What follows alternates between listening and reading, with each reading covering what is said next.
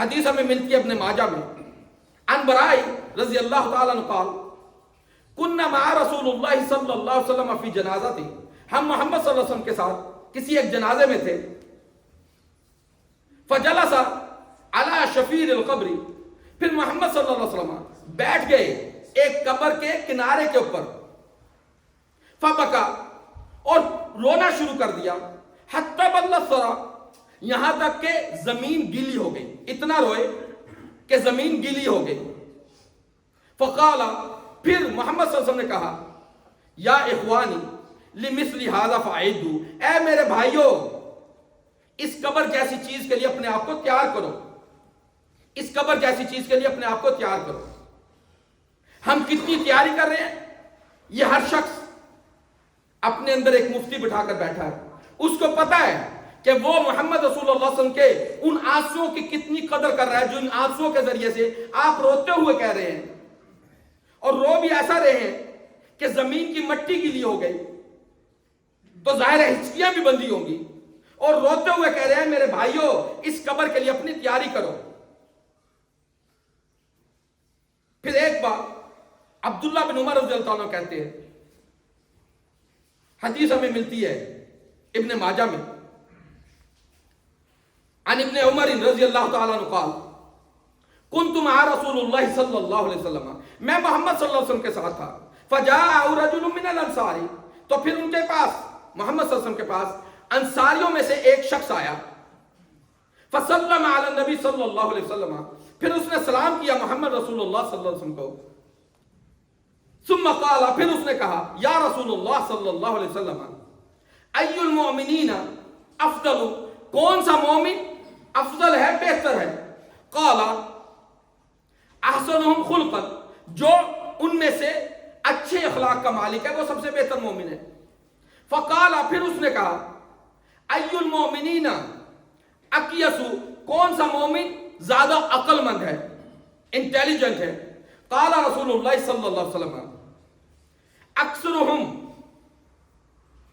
للموت ذکرا، جو ان میں سے موت کو سب سے زیادہ یاد کرتا ہے یا یاد رکھتا ہے، وَأَحْسَنُهُمْ لِمَا بَعْدَهُمْ، اور جو اچھے طریقے سے اس کے بعد والے کے لیے اپنی استعدادن اپنے آپ کی تیاری کرتا ہے۔ لما بعدہ استعدادن اولئک الاکیاس، یہ ہیں عقل مند لوگ۔ کون عقل مند لوگ ہیں؟ جو جن کا خلق اچھا ہو اور جو اپنی قبر کی تیاری کرتے ہوں اور اپنی موت کو یاد رکھتے ہوں، یہ سب سے بہترین لوگ ہیں، سب سے بہترین مومن ہیں۔ اب قبر کو یاد رکھنے کے لیے کون سی چیز ہمیں مانع ہے؟ کیا چیز ہے جو ہمیں قبر کی یاد سے دور کرتی ہے؟ قبر ایک ایسی حقیقت ہے، موت ایک ایسی حقیقت ہے جس نے سب کو پکڑنا ہے۔ جیسے آپ نے آیت سنی سورہ انبیاء آیت نمبر 35، کل نفس ذائقۃ الموت، ہر نفس نے موت کا ذائقہ چکھنا ہے اور آزمایا جائے گا ہر نفس، اس کے لیے فتنہ ہوگا، خیر اور شر اس کے لیے فتنہ ہوگا۔ اب محمد رسول اللہ صلی اللہ علیہ وسلم، آپ صلی اللہ علیہ وسلم نے روتے ہوئے ہمیں ہماری ڈیسٹینیشن بتائی کہ یہ ہے تمہارا مقام، یہ ہے تمہاری جگہ جہاں تم نے آنا ہے، لیکن اپنی تیاری کر کے آنا، اور ہماری تیاری کے درمیان کون سی چیز حائل ہے جو ہمیں تیاری نہیں کرنے دیتی؟ اللہ سبحانہ و تعالیٰ نے ہمیں ایک ایک بات کھول کے بتائی۔ اللہ سبحانہ و تعالیٰ کہتے ہیں سورہ توبہ سورت نمبر 9 آیت نمبر 24، کون سی چیزیں ہیں جو مجھے میری قبر کی تیاری سے دور رکھتی ہیں، مجھے میری قبر کے لیے تیار نہیں ہونے دیتی؟ وہ کون سی چیزیں ہیں؟ اللہ سبحانہ تعالیٰ کہتے ہیں قل، اے محمد صلی اللہ علیہ وسلم ان سے کہیے، ان کان آباؤکم و ابناؤکم و اخوانکم و ازواجکم و عشیرتکم و اموال اقترفتموها و تجارتا تخشون کسادها و مساکن ترضونها احب الیکم من اللہ و رسولہ فتربصوا حتی یاتی اللہ بامرہ۔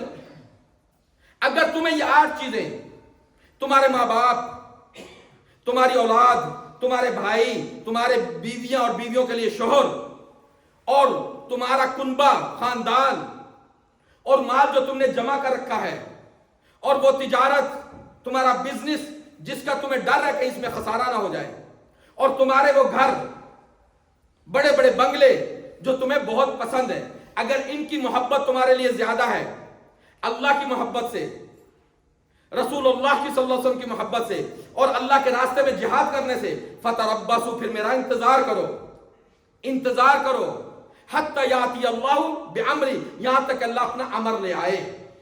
ہم نے انتظار شروع کر دیا، ہم نے انتظار شروع کر دیا۔ نہ ہم محمد صلی اللہ علیہ وسلم کے آنسوؤں کو سمجھ سکے، نہ ہم محمد صلی اللہ علیہ وسلم کی وصیت کو سمجھ سکے، اور نہ ہی اللہ سبحانہ تعالیٰ کی ٹون کو سمجھ سکے۔ اللہ کو میں پیار سے نہیں کہہ رہے کہ فتربصوا حتی یاتی اللہ بامری، صحیح ہے پھر انتظار کر لو، میں اپنا امر لے کے آؤں گا۔ کون سا امر لے کر آئیں گے؟ جب وہ امر آئے گا، اس امر کو سمجھانے کے لیے پھر محمد رسول اللہ صلی اللہ علیہ وسلم کی ضرورت پڑی، جنہوں نے آنسو بہائے ہمارے لیے۔ وہ محمد صلی اللہ علیہ وسلم بتا رہے ہیں کہ دیکھو اس بات کو نارمل مت لینا، یہ اللہ سبحانہ تعالیٰ کوئی تم سے پیار سے بات نہیں کر رہے، یہ کوئی ٹون اچھی نہیں ہے۔ اللہ کہہ رہے صبر کرو یہاں تک کہ اللہ اپنا امر لے کر آئے۔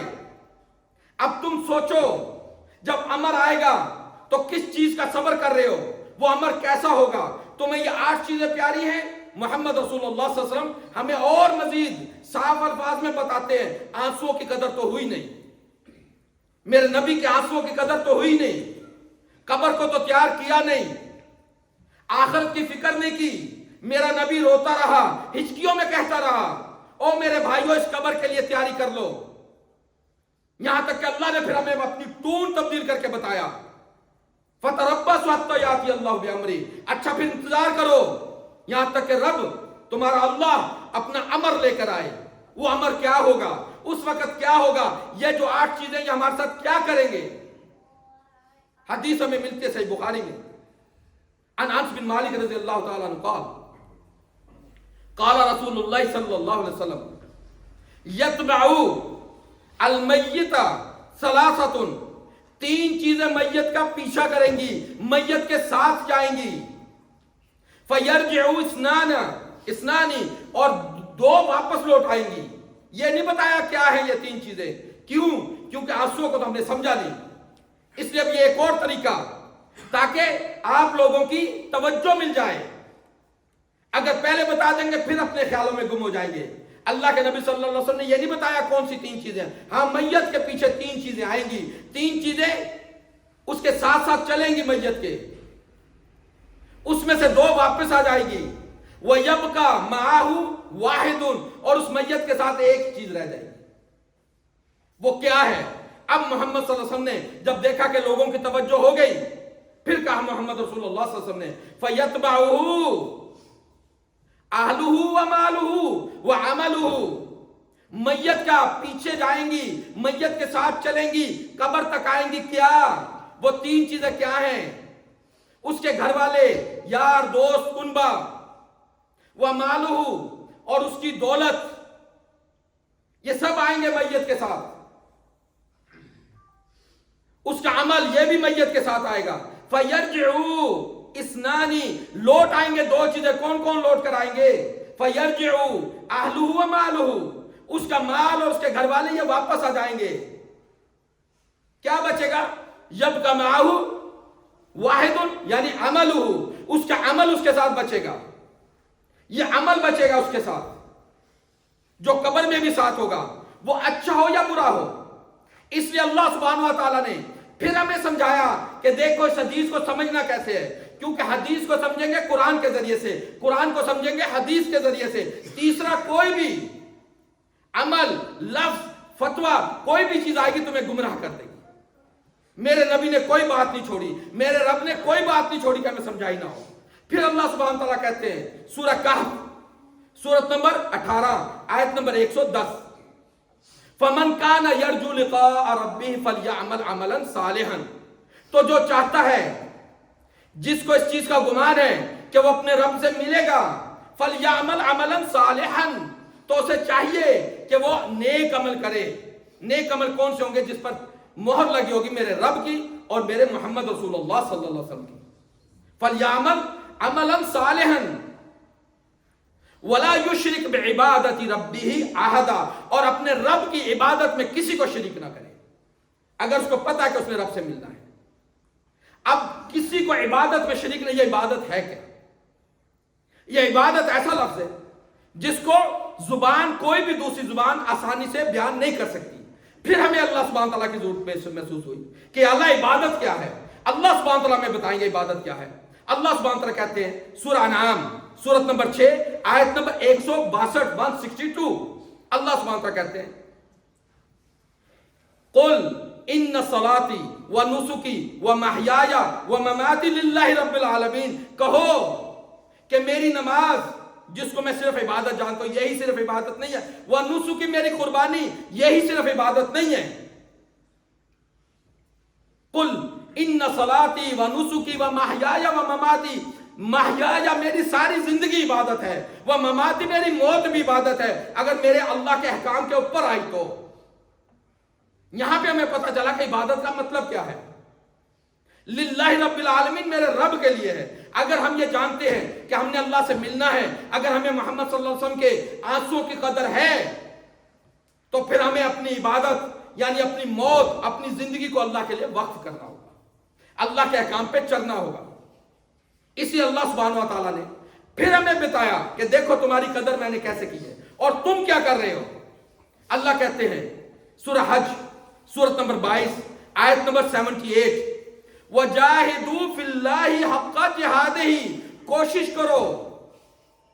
کوشش کرو اللہ کے راستے میں جیسا کہ کوشش کرنے کا حق ہے.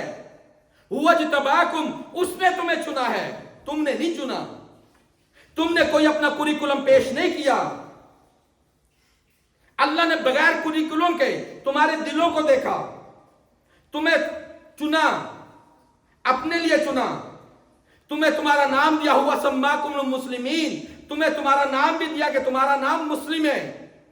لیکن میں نے کیا کیا, اللہ کو تو پتا تھا لیکن اللہ نے دو راستے دیے, دونوں میں جو بھی چن لے. اللہ نے چن لیا, دل میں کہیں نہ کہیں خیر دیکھی تو اللہ نے چنا نا. لیکن میں نے کیا کیا, میں شیطان کے جھانسے میں آیا, میں نے اپنا نام تبدیل کیا. مجھے شرم آئی کہ کوئی مجھے مسلم کہے, اس لیے میں نے اپنا نام رکھا میں اہل الحدیث ہوں, میں وہابی ہوں, میں سلفی ہوں, میں خلفی ہوں, میں حنفی ہوں, میں مالکی ہوں, میں شافعی ہوں, میں حنبلی ہوں. میرے نب نے کیا نام دیا تھا, ہوا سماکم المسلمین. اللہ نے مجھے چنا تھا ایز اے مسلم. میں نے اپنے آپ کو کیا پریزنٹ کیا, میں نے اپنے آپ کو کیا پریزنٹ کیا. اسی اللہ سے دعا کرتے ہیں ربنا لا تزغ قلوبنا بعد إذ هديتنا وهب لنا من لدنك رحمة إنك أنت الوهاب. أقول قولي هذا واستغفر لي ولكم.